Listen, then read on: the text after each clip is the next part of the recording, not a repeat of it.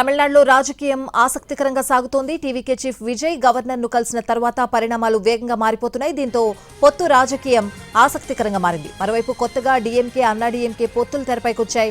పొత్తులపై రెండు పార్టీలు చర్చలు జరిపినట్లు ఊహాగానాలు వినిపిస్తున్నాయి. అయితే ఈ విషయంలో డీఎంకే, అన్నాడీఎంకే నేతల్లో భిన్న స్వరాలు వినిపిస్తున్నాయి. అన్నాడీఎంకేను బతికించాల్సిన అవసరం లేదని కొందరు డీఎంకే నేతలు వాదిస్తున్నారు. అయితే అన్నాడీఎంకేతో కలుస్తున్నారన్న వార్తలను డీఎంకే కూడా కొట్టిపారేసింది.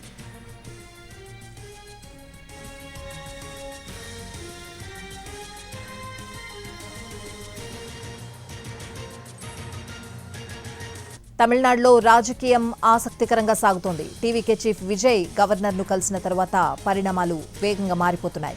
దీంతో పొత్తు రాజకీయం ఆసక్తికరంగా మారింది.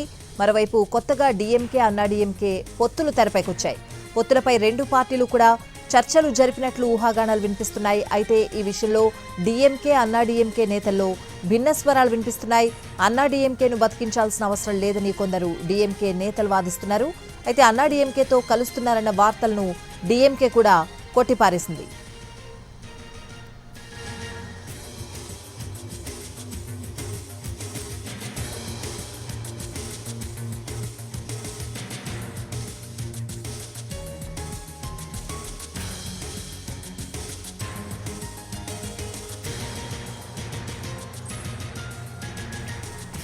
తమిళనాడు రాజకీయాలు రసకందాయిలో పడ్డాయి. టీవీకే అధినేత విజయ్ గవర్నర్ను కలిశారు. ప్రభుత్వం ఏర్పాటు చేసేందుకు ఆహ్వానించాలని విజ్ఞప్తి చేశారు. అయితే మ్యాజిక్ ఫిగర్ వివరాలివ్వాలని గవర్నర్ సూచించారు.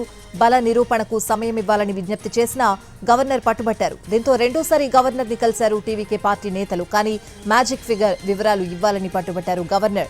విజయ్ ప్రతిపాదనను గవర్నర్ అంగీకరించకపోవడంతో రేపటి విజయ్ ప్రమాణ స్వీకారం రద్దయింది.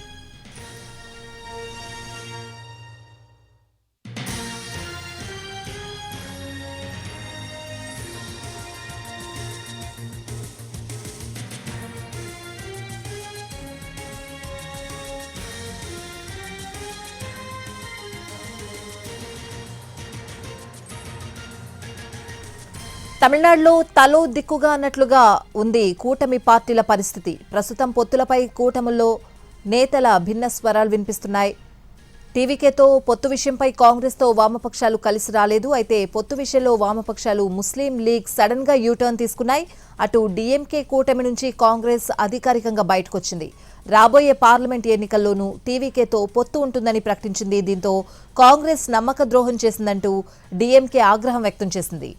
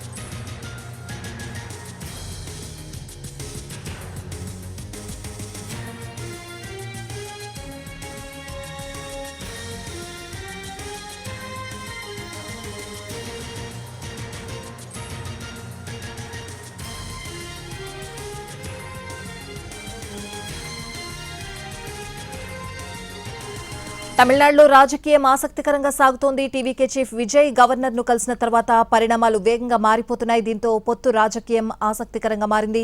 మరోవైపు కొత్తగా డీఎంకే, అన్నాడీఎంకే పొత్తులు తెరపైకి వచ్చాయి. పొత్తులపై రెండు పార్టీలు కూడా చర్చలు జరిపినట్లు ఊహాగానాలు వినిపిస్తున్నాయి. అయితే ఈ విషయంలో డీఎంకే, అన్నాడీఎంకే నేతల్లో భిన్న స్వరాలు వినిపిస్తున్నాయి. అన్నాడీఎంకేను బతికించాల్సిన అవసరం లేదని కొందరు డీఎంకే నేతలు వాదిస్తున్నారు. అయితే అన్నాడీఎంకేతో కలుస్తున్నారన్న వార్తలను డీఎంకే కొట్టిపారేసింది.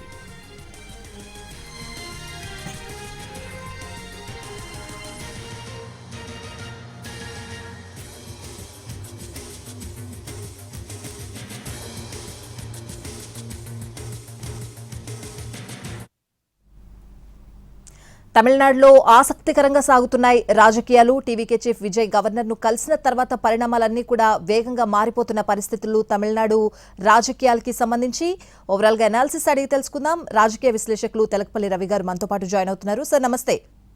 నమస్తే అండి రవి గారు, చూస్తున్నాం తమిళనాడులో ఎటువంటి రాజకీయాలు నడుస్తున్నాయి అనేది. డిఎంకే అన్న డిఎంకే పొత్తు స్పెక్యులేషన్స్ స్టార్ట్ అయ్యాయి. తర్వాత గవర్నర్ మ్యాజిక్ ఫిగర్ అడగడం. సో ఇవన్నీ ఎలా చూస్తున్నారు మీరు? ఏముందండి, మళ్ళీ మొదలైంది గవర్నర్ రాజ్యం, కేంద్రం యొక్క ఏకపక్ష వైఖరి.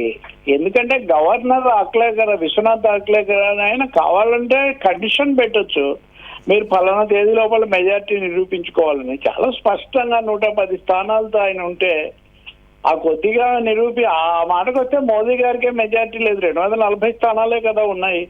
ఉన్నా కానీ ఎన్డీఏగా భావించి ఆయన ప్రమాణ స్వీకారం చేయించారు కదా 2024 ఎన్నికల తర్వాత. కాబట్టి విజయ్ ప్రజల అభిమానంతో బ్రహ్మాండంగా విజయం సాధించాడు. మెజార్టీకి 10 స్థానాలు తక్కువ ఉన్నాయి. అటువంటిప్పుడు ప్రజాస్వామికంగా తప్పనిసరిగా మొదటి అవకాశం ఆయన కూడా ఉంటుంది.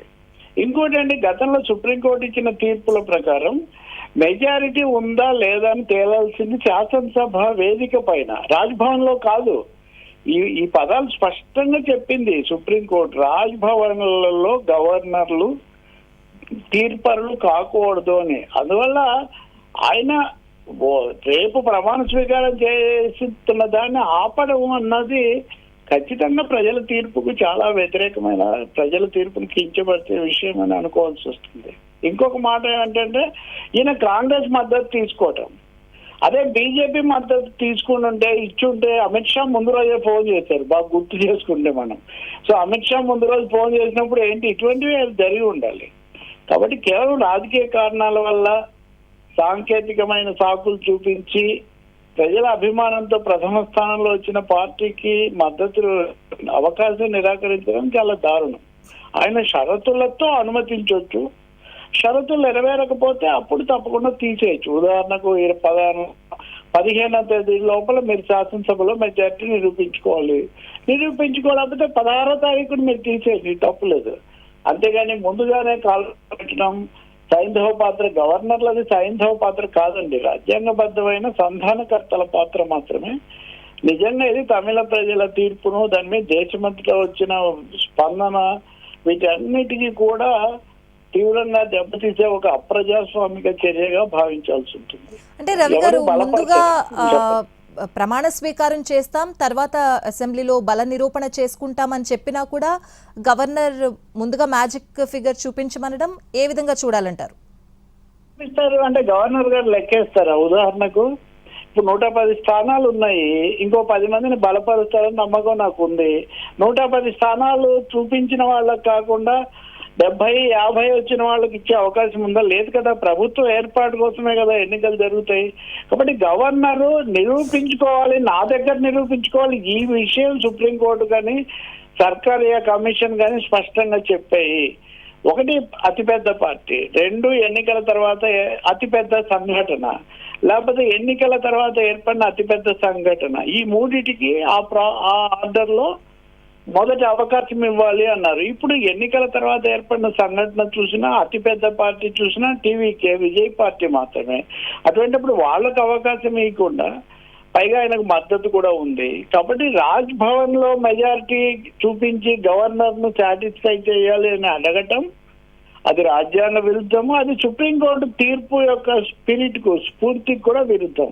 కేవలం విజయ్ తమతో కలవలేదని, లేకపోతే దక్షిణాదిన బీజేపీకి అండగా నిలవలేదని చేస్తున్న పని తప్ప, బహుశా అమిత్ షా గారు అడిగి ఉంటారు ఫోన్ చేసిన రోజు. బీజేపీని ఆయన ఏమాత్రం స్వీకరించలేదు. పైగా వాళ్ళు ప్రత్యర్థులుగా ఉన్న కాంగ్రెస్ ను స్వీకరించారు. ఇటు డిఎంకే అన్నా డిఎంకేలకు కూడా ఇది ఇప్పుడు బలపరుస్తారు వాళ్ళు. ఎందుకంటే రేపొద్దున ఇదే పరిస్థితి ఏ ప్రాంతీయ పార్టీకైనా, ఏ ఇతర బీజేపీ ఇతర పార్టీకైనా రావచ్చు. సో ఖచ్చితంగా రాష్ట్రపతి జోక్యం చేసుకోవాలి. పెద్ద పార్టీగా వచ్చినటువంటి అతిపెద్ద మామూలు పెద్ద కూడా కాదు, ఉన్నతలో అతిపెద్ద పార్టీగా ఉన్న విజయ్కి, ఇప్పుడు విజయ్ దీనివల్ల మరింత హీరో. ప్రజల తీర్పుతో వస్తే కేంద్రం గవర్నర్ ద్వారా అడ్డు పెట్టింది అని చెప్పడం. ఎందుకంటే మోదీ గారు శుభాకాంక్షలు తెలిపారు. ఎందుకు తెలిపారు? కాబోయే ఆయననే కదా. తెలిపినప్పుడు ఈయన కూడా రాష్ట్ర అభివృద్ధికి మీ కేంద్రం సహకారం ఆశిస్తున్నాను అని విజయ్ వినయంగా జవాబు చెప్పారు.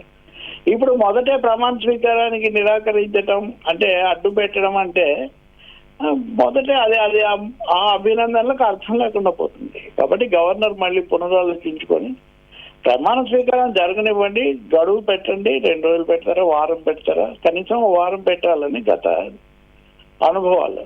కాబట్టి ఇంకా చాలా ఉదాహరణలు ఉన్నాయండి దీనికోసం చెప్పాలంటే.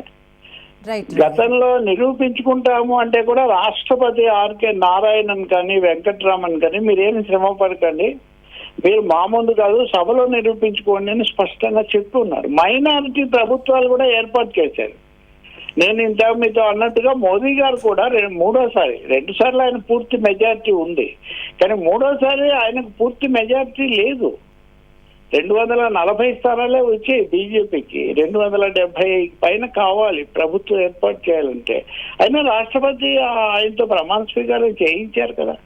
కాబట్టి ఇది అప్రజాస్వామికమైంది. రాష్ట్రాల హక్కుల మీద గవర్నర్లను ఉపయోగించుకొని చేస్తున్న దాడి దీంతో పరాకాష్ఠకు చేరుతుంది. కాకపోతే ఇక్కడ ప్రభుత్వం ఏర్పడక ముందే దాడి ప్రారంభం అవుతుంది. అది ఇక్కడ మరింత విపరీతం. రైట్ రవి గారు, థ్యాంక్స్ ఫర్ ద జాయినింగ్ అండి.